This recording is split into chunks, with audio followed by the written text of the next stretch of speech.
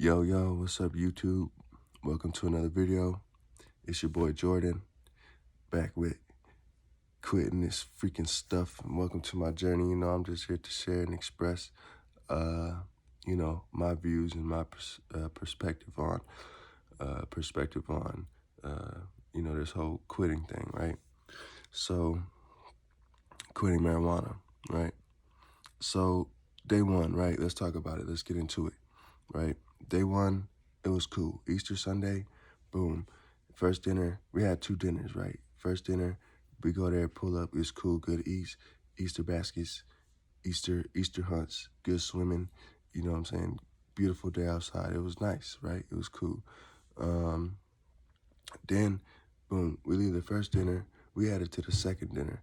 On the way to the second dinner, the car starts sounding like poo. Like a fan is going, you put something in the fan, and that noise is just going constantly, like that sound, right? And so it's going, and we're like, dang, man, I hope we could just make it there, right? Let's just get there. Like, if we could just get to the second dinner, we'll be cool, right? So the whole time, we're going like 20 miles away. We're going across the town. We had to drive across the whole town to get to the second dinner, right? So, right? So we get off the E-way. Boom. We start slowing down. I'm mashing the gas. Like, my foot's on the gas, the whole, like, pedal to the metal type stuff. And we only going 60 miles per hour on the E-way. We usually you pedal to the metal type stuff, you know what I'm saying? So when we get off the E-way, off the side of the road, once we get off the E-way, we got to pull off the side of the road because the car was about to stop. It was about to stall, right? So we get off, and the car stalled as soon as we get into a safe spot, right? So we chilling there, right? First level of stress is, let's get into that, right? So the first level of stress, the car started clink, clink, clink, clink, clink, the pedal to the metal, boom, already. I knew the car was about to go to crap, right? But I was just trying to make it there. I was like, we can make it there, right? Being optimistic and shit. We got off the E-way, the car stalls, boom. Another level of stress added on to right there. So that's two levels of stress, right?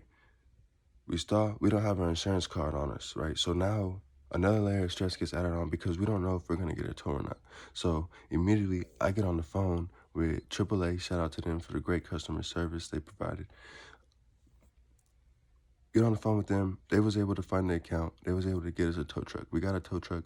Now, the people we was trying to arrive to the second dinner at, they came to pick up the family, so they got the wifey and the kids, right?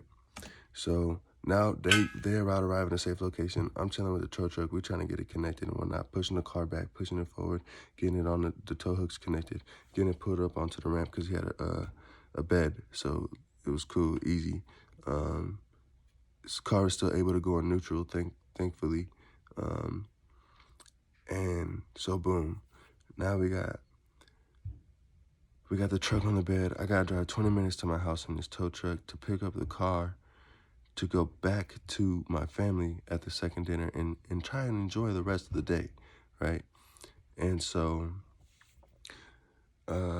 like I say, the family go over there, have some, to the second dinner, they have some good eats, some good hunts, some good conversation. And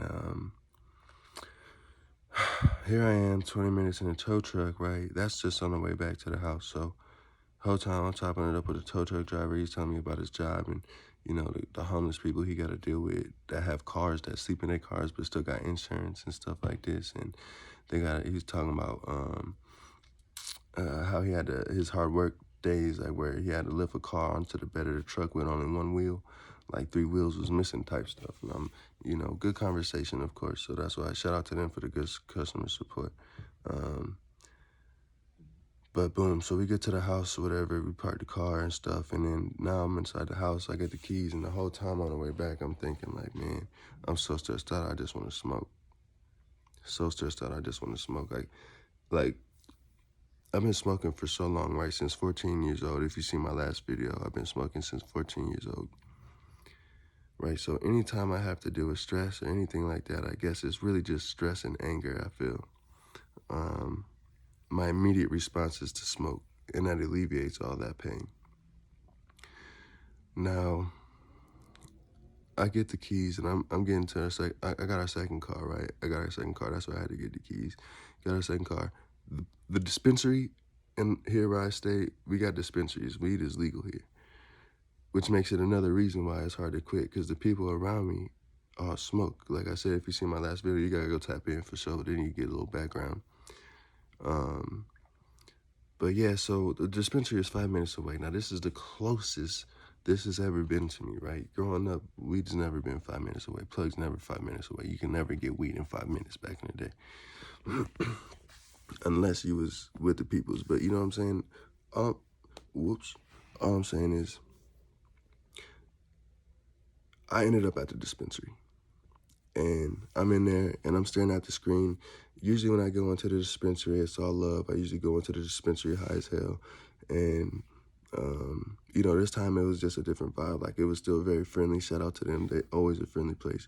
But it's just a different vibe this time. I go in there, I check in and everything, and then I go to the screen, right? Now, I go in there so much, they don't even try to sell me on products anymore. They know what I'm in there for. So, boom. I'm staring at the screen 5 minutes. The bartender's not trying to sell me on anything, so it's kind of like an awkward position, right? Why am I sitting here, right? I'm looking here, staring at the screen, not really thinking about marijuana, buying it. I'm thinking, while I'm standing there for 5 minutes, I'm thinking, why am I here? I don't want to be here. I don't want to be doing this, right? And so, not even rationally thinking, right? All day making conscious decisions about everything that I'm doing and positions that I'm in. And just learning, man, learning, because it's a constant learning, you know, experience type thing. So I'm there. Dudes, I'm getting a disposable, right? So I'm getting a disposable, these vapes that you can just throw away, right? And reason being is because I didn't have a battery on me, right? So I wasn't going to spend more money there to buy a battery when I especially got 4 or 5 of them at the house, and I could just use one at the house. But I didn't have time to go back home. So, well, I bought a disposable. And when he grabbed a disposable, every time I go into the dispensary, I get a pre-roll. So none of these thoughts are really rational at the time. I'm not consciously making decisions about my purchases right now at this time, right? In the dispensary, after all this stress that just happened, because my immediate response when you have an addictive personality is to go back to what you know. And so what I knew was smoking. So I'm in the dispensary, yeah. And on his way back from getting my disposable, he stopped by the pre-roll. So I picked up a VIP pre-roll. Shout out to marijuana, bro. It really helps. You know, I'm not gonna knock people who smoke, because I know it has health benefits. Personally coming from the military, I understand. Coming from poverty and a kind of really trauma childhood, it makes sense. I understand. It does help. At my point, I feel like I've learned what I've learned, and now I'm moving forward from this point. But like I said, I bought that. We smoked it all last night. We smoked that pre-roll and that disposable, right? So when you spend $100 inside a dispensary, they give you a free spin, right? They give you a free spin, and you can win products, you can win merchandise, you can just win things that will help you in the dispensary, or it's kind of like a little benefit, added benefit, right? If you spend $100, right?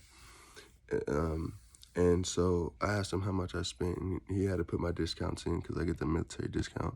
And he told me it was like 50 some bucks. I spent like 50 some bucks, right? So now I spend another like 2 to 3 minutes thinking about if I should spend another 50 bucks just to get the free spin, right? And before, if I was still continuing this habit, I would have did it. That's something I would have done, no questions asked.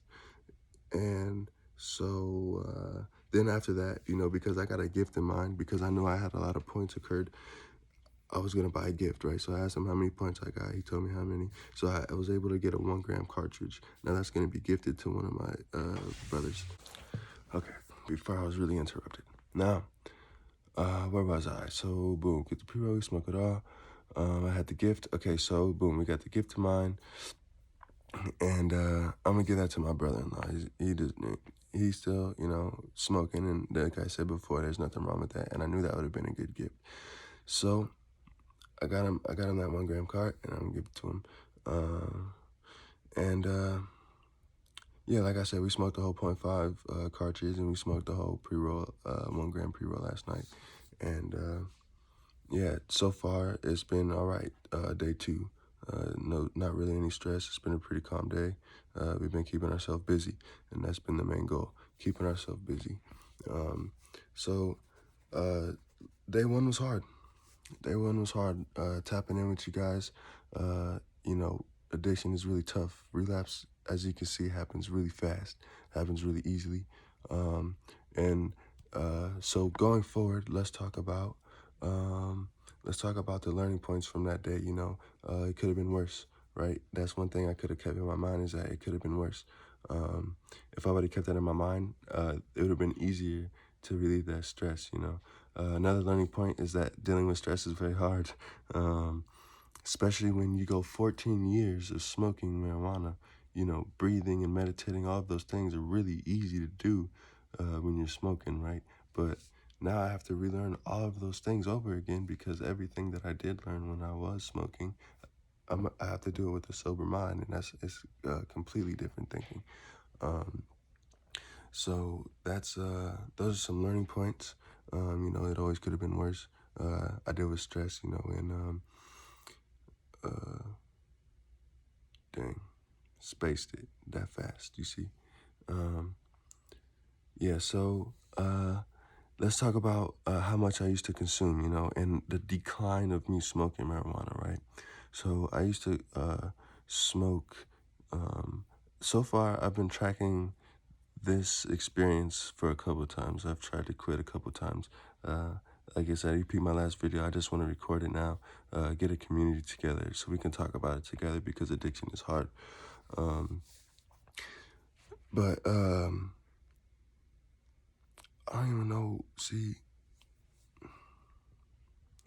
now, now going cold turkey. Okay, so that's where I was going. Going cold turkey is very hard, right? Cold turkey, because I've been smoking for so long. Um, Cold turkey is hard. That's why day zero was so tough. I was so mad the whole time, because my body is so used to having it. My body is not connected with my mind, see, because the things is, it's weird. It's weird. My body's telling me I need it because I've been wanting it for so long. My mind's telling me, yo, we're over it, right? I'm done. So that's the thing. I want to talk about addiction in some future videos. We're going to get more into that. But for right now, we got to talk about the negative stigma that we have on addiction, right? Because there's such a negative stigma on addiction. We don't understand that we could use that to power in a positive manner, right? We put that addiction, that habit, that continuous time that we put into this bad routine into something more positive. We would be more beneficial in our life, right? So um, that's one thing we got to start changing. It's always about that mindset. You know, we hear it all the time, but it's easier said than done, right? So that's why, another reason why I want to make these videos, get this community together, so we can talk about this. Okay. Now, I want to go over my goals one more time. You know, get $100,000. We want to have $100,000 secured. You know, that's one step forward to me being first generation, and we gonna get there one day. But $100,000 is accessible, and it's reasonable, especially if I stop smoking this, right? I'm in the crypto, like I said, if you watched the last video, life changing, right? So if I just invest more, whatever the case, we'll be in a better spot. We can talk about crypto further in the future videos. Of course, I would love to. But for now, we're talking about addiction. Next thing is I want to buy a house by the time I'm 30. That's in 3 years. Easy. We're going to get that in no time. Next thing, um, I really just want to have money for my kids whenever we go out, you know, really just so they don't have to question anything. If they want something, they can just get it. And especially when they hit 16, you know, I want them to get electric vehicles that are, you know, some that's reliable, some that can push them and not have much maintenance and repairs, some that will be low cost, especially in America when the cost of gas is tremendous. All right, we can talk about that later, but for now, that's for me. Let me know what you guys think in the comments. Let me know how it's going for you guys, so we can get into this together, man. Let's do it together as a community, and we'll be all right. Until the next video, peace, love, and happiness.